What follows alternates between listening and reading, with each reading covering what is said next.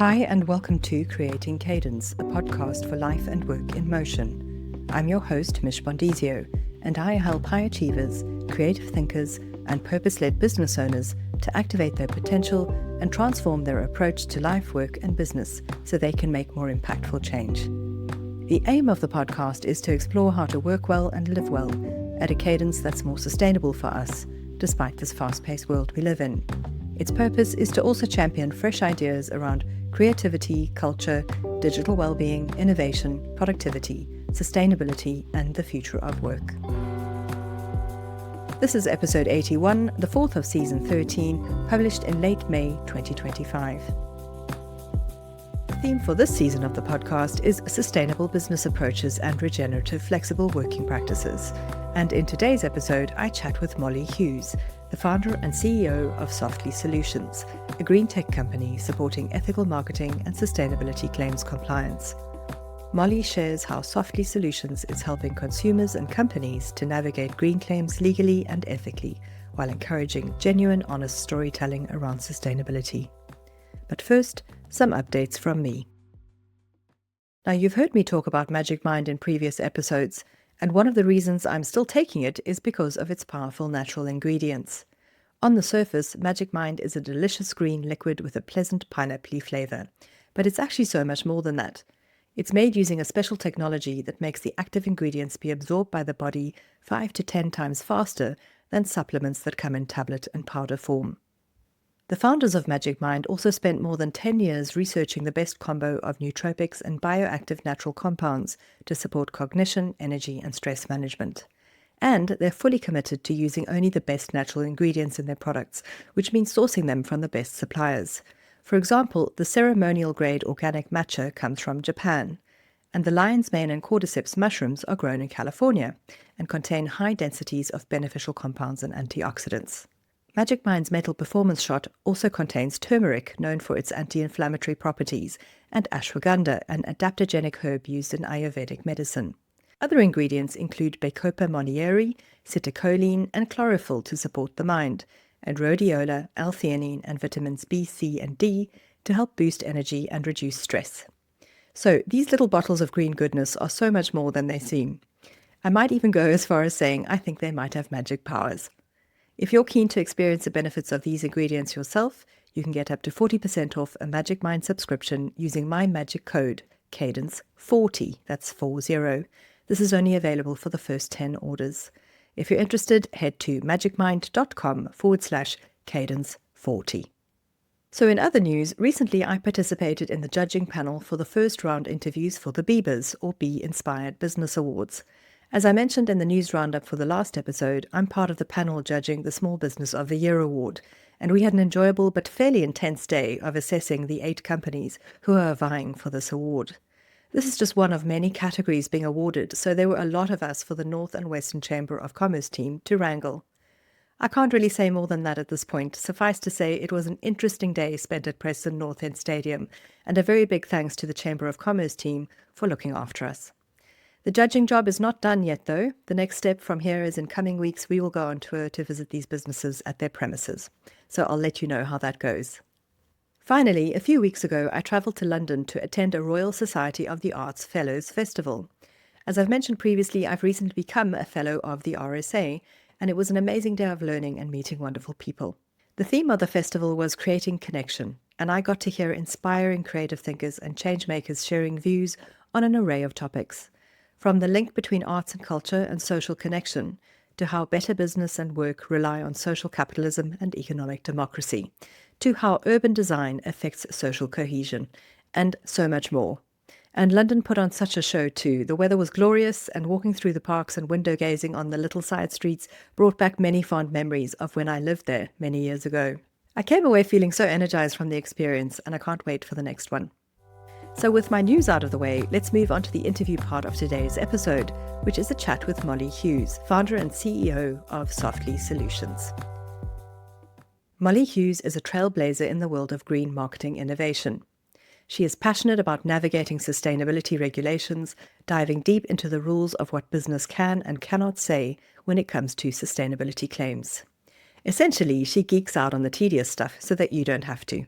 As the founder and CEO of Softly Solutions, Mollie has developed easy-to-use tech tools that save businesses hours of research so they can avoid greenwashing, understand what their competitors are doing in the market, and confidently go green without the risk. Prior to founding Softly, Mollie held strategic sales leadership roles at Philips, Linde, and Teva. She's received numerous accolades, including Global Innovation Catalyst, Presidential Changemaker, Executive Selling Club, and the Pinnacle Leadership Award. Contributing to numerous advisory boards and white papers, Mollie has been recognized for her work paving best practices in predictive analytics and sustainable business standards. I was fascinated to hear about what Mollie's company does. It provides such a valuable service to support businesses and how they market their products in an ethical manner. And it's an interesting story as to how the company got started. During this conversation, we also explore the highs and lows of building a values-led business in a complex regulatory landscape. And Mollie also shares what it means to her to maintain a healthy work rhythm in a fast-paced startup world. So if you're ready, let's dive in. So Mollie, welcome to the Creating Cadence podcast. I'm looking forward to having this conversation with you. Thank you so much for having me, Mish. Pleasure. So before we get started, some context for my listeners. We don't personally know each other, but I was introduced to you by Kelly Berry, who I've known for several years as we're part of the same mastermind accountability group. Incidentally, she was also on the podcast in episode 50, where we spoke about accountability and futures thinking. And when Kelly heard that my current podcast theme was focusing on sustainability related topics, she thought you'd be a great person to speak to about the work that you're doing in helping to simplify sustainability for both businesses and consumers. And the service that your company provides is quite specialist and very interesting. And I'm looking forward to finding out more about that. But first, I'd like to start with you. So, Mollie, tell us more about where you find yourself in your present moment. What's your current life and work context? So it's interesting to understand my current work life. It's probably good to know what I did before. Mm-hmm. And I had spent my entire career in what we call kind of corporate America, often referred to as the grind. Fortunately, most of the time I worked for companies with relatively flexible work schedules and was able to find balance and real cadence while my husband and I raised our three kids. But then once they went off to college, I started my own company with a co-founder. And that's where really my work-life balance got out of whack. And I really have to be very intentional about how I spend my time. Mm-hmm. So, as part of the work that I do with Creating Cadence, that involves advocating for building foundational habits and practices that will support us in our life and work better. So, I always ask my guests a little bit more about what their well-being and productivity tips and hacks are. So, have you found any particular regular practices or routines or rituals that are working for you in your current work context that help you to be more focused and support your wellness? And what are the specific challenges that you might experience sticking with them? Right. So this is something I struggle with as well as most everybody I know. So I think what you do is so important. My dad had taught me to work smarter, not harder throughout my life. And I've always tried to do that. But once you become an entrepreneur and it's really just you and maybe one other person, Mm-hmm. it's not so easy because everything is on you. And I know that you feel it as a business owner. Everybody kind of thinks, okay, once you have your own business, you have total flexibility. You can do whatever you want, whenever you want. But it's almost the exact opposite because everything is on you, Mm-hmm. especially at the beginning, because you don't have backups for things. So, what I found to be most helpful is routine, especially at the beginning and end of every day. So, at least I'm starting it with something that's, comfortable and ending with that same thing. So, in my case, I start every day. I wake up, I try to wake up the same time every day of the week. I go to make coffee. As that coffee is brewing, I drink a glass of water. And then I go to the gym. That's kind of my order every morning. Mm-hmm. At the end of the day, same kind of thing, take the dog out, read for about 15 minutes, and then go to bed and have some prayer. So I really think that routine, at least in part of the day, is really, really important. 100% agree. I think that, as you say, as a business owner and entrepreneur, you don't have regular hours in any way, shape, or form. But if you can have regular rituals, like you've described, that help to maintain that level of consistency, they're kind of the bookends to your day. They help you open up and start that day and close things off again and kind of reset. I think they're so important. So thank you for sharing that. You have a really interesting background. You started your career in TV news journalism, and then you specialized in business law for your MBA. You've also held strategic sales leadership roles at organizations like Philips and Teva. And as part of the work you do now, you've also been given a very impressive title of the circularity credibility expert, which I love. So what got you started on your journey into green marketing innovation and building Softly solutions as a tech business? Yeah, so such an interesting story, and there isn't necessarily one point, but a lot of things that all kind of came together at the same time. Mhm. I had never planned on being a business owner. It's something that came up really when I was getting my MBA.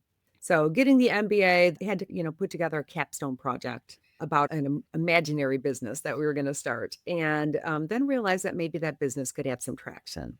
So really that's how my entrepreneurial, like start began. But a couple of things that kind of led to that decision was one of them is I had climbed Mount Rainier, Mhm. decided I needed a challenge in my life. So I was going to climb a mountain, which was something that I had never done before.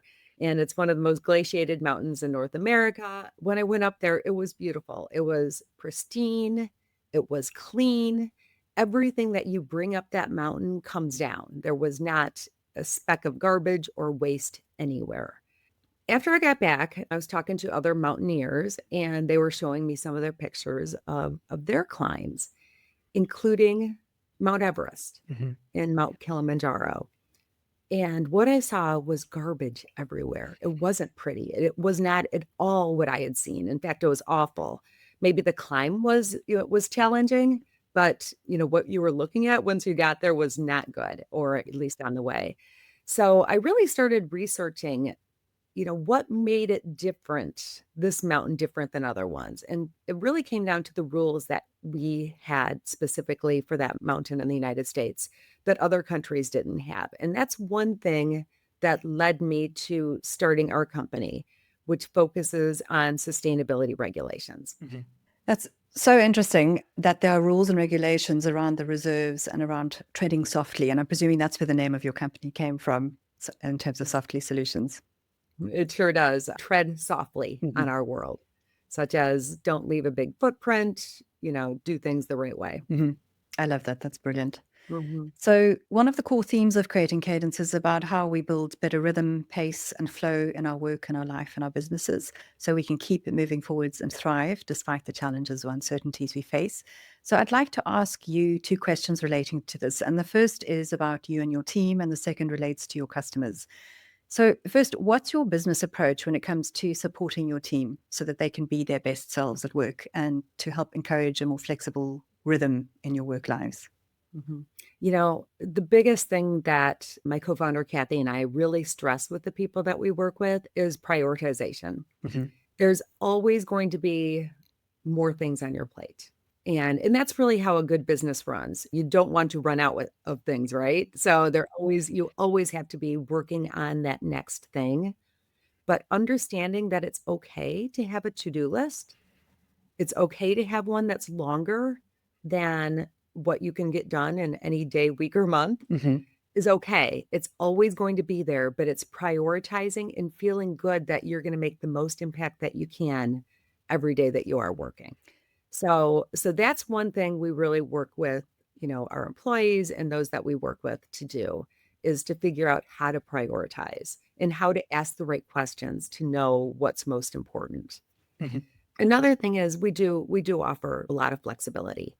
We have people that have young children that we work with. Some of them are, in a time when they're maybe even taking care of their parents in that stage of life, and they need flexibility. And I think the world that we live in now, there's no reason that people can't work remotely. I was really, really fortunate to be able to work remote most of my life. And when COVID hit and people were saying, oh, I just can't, work out of the house, I thought, okay, this is something I've always done. Mhm. So I felt like I was able to help people kind of get through that and talk through it and say, okay, you have to have your spot that you're working. You have to have your priorities. And once you do that, those other distractions will go away. That's a really good point because working for yourself and working on your own does require a different degree of discipline because you're not necessarily in an office space with someone else who's overseeing what you're doing. And so it does require a skill set that you have to develop. And it sounds like you were way ahead of the curve in terms of that and able to help your team, which is great. Just a quick question. Do you use any particular tech tools to help support your prioritization and how you manage your projects and how you get through your tasks?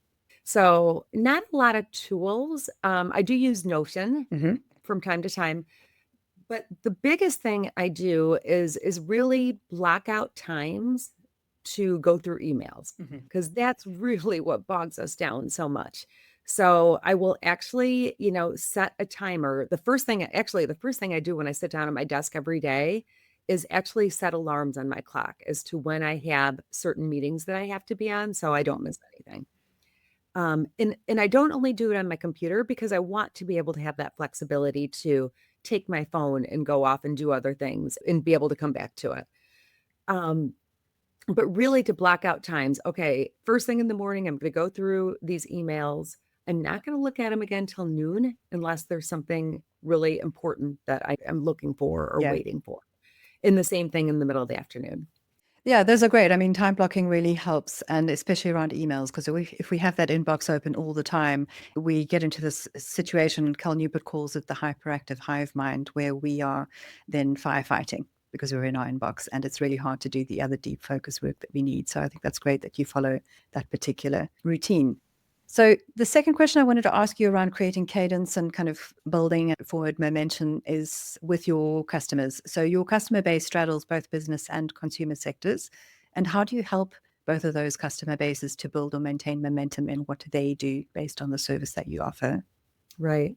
So so just to give you a couple stats, 70% of shoppers say that the sustainability claim on a product impacts what they're going to buy. So they're looking at labels, they're looking at is it environmentally friendly, is it organic, gluten-free, whatever they're looking for.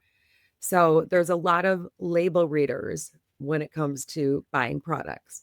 However, what we found is that 50% of product claims are actually considered misleading or unfounded. Wow, that is huge.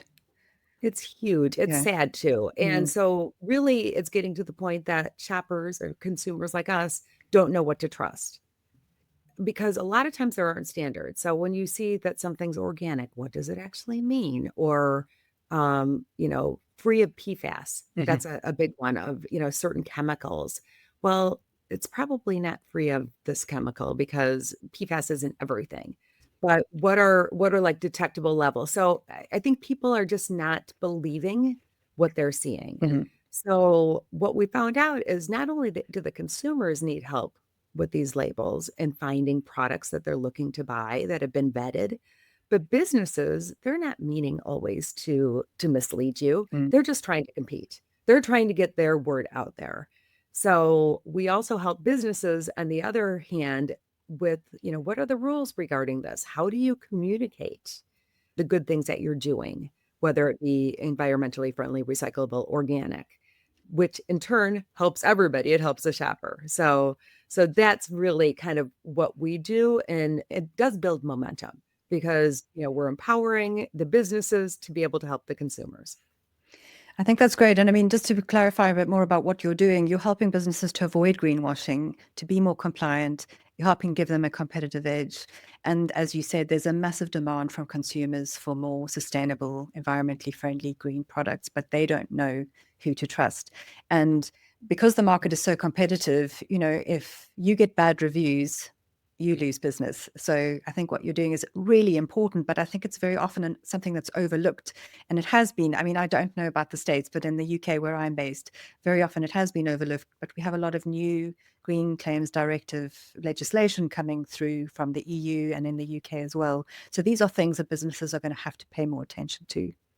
They are. And you're exactly right. And just kind of think if you're a company that sells throughout the world, there are different rules in the UK compared to even the EU's directives compared to, Australia, selling into Asia and the United States. Mhm. Being able to juggle and kind of figure that out and how you can put that on your label, it's different everywhere. So that's really where we come in to help simplify that process.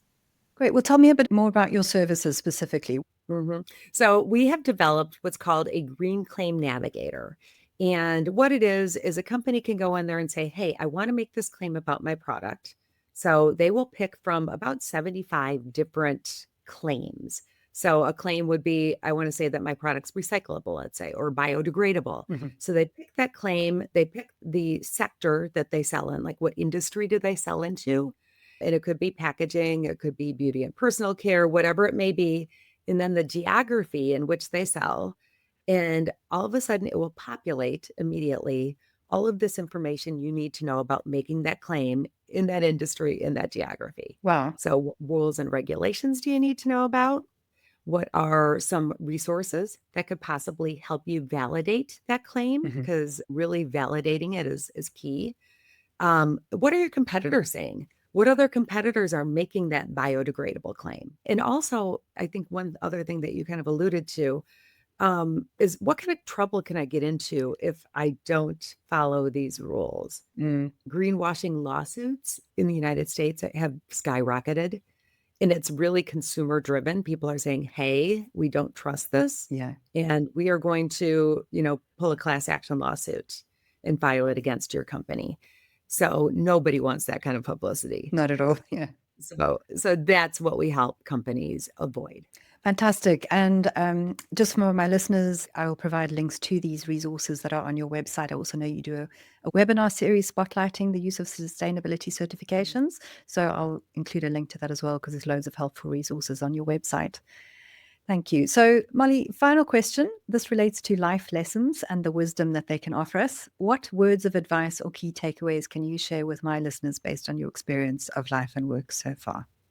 I always love this question because I just feel like you're the expert and you should be like telling me what I need to do. But for for what's worked so far, and believe me, I have so much further to go, but it's really comes back to that prioritization.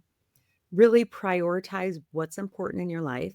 The big reason most of us work is because we need money to live. So a lot of us will say, well, I prioritize my family and I prioritize having fun. Well, the bottom line is we still need to make a living. So it doesn't mean no work, all play. It means being intentional about how you spend your time. So my advice would be prioritizing and being very intentional about those 24 hours that we're given in each day. I love that. I think that it's really important as being part of a conscious consumer as well, as that you are more intentional, not just in terms of how you shop, but also how you live your life. And as you say, time, those 24 hours, how we use them can make all the difference. That's wonderful. Thank you so much. So as we end off, let us know where people can find you online. Yeah, we would love to talk to any businesses out there, consumers also. We would love to talk to you as well. We have a website. It is Softly Solutions, Softly, Softly, solutions.com. And there's a contact us button on there. So you can certainly reach out at any time. That's fantastic. Thank you so much for your time, Mollie. I've enjoyed chatting with you and learning more about what you do. Mish, you're amazing. Keep doing what you're doing. Thank you so much. Thank you. I really admire Mollie's simple work and life philosophy around defining your priorities. When you're clear on those, it can definitely remove a lot of friction. She also made an astute observation about us always having more on our plate than we can accomplish, and I find her simple reframe really helpful. That suggestion of shifting from seeing an overflowing to-do list as a stressful thing to appreciating that always having more things to do not only keeps things interesting, but it helps us to maintain our momentum, and it can give our work more purpose and meaning too. So I'll be back in a few weeks with the next episode, which is an interview with Lara Harrison of Superstar PAs, where we talk about flexible working and flexible business models. Until then, keep moving forwards with courage, curiosity, and cadence. And a few things before you go. Don't forget that you can get up to 40% off a Magic Mind subscription using my magic code Cadence40. That's 40. This is only available for the first 10 orders. Head to magicmind.com/cadence40. If you like the show, please share the love by rating it where you listen to it and telling all your friends. You can find out more about what I do at creatingcadence.co, and you can buy my book at The Cadence Effect. If you're interested in being a sponsor for the podcast and you have a product or service that aligns with the ethos of creating cadence, intentional productivity, sustainable business, or regenerative working practices, then drop us a line at hello@creatingcadence.co so we can have a chat. The podcast is hosted on Acast and available wherever you listen to your pods, including YouTube. It's edited on Descript, and the current groovy podcast music track is 184 by Skittle from Blue Dot Sessions. So until next time, bye for now.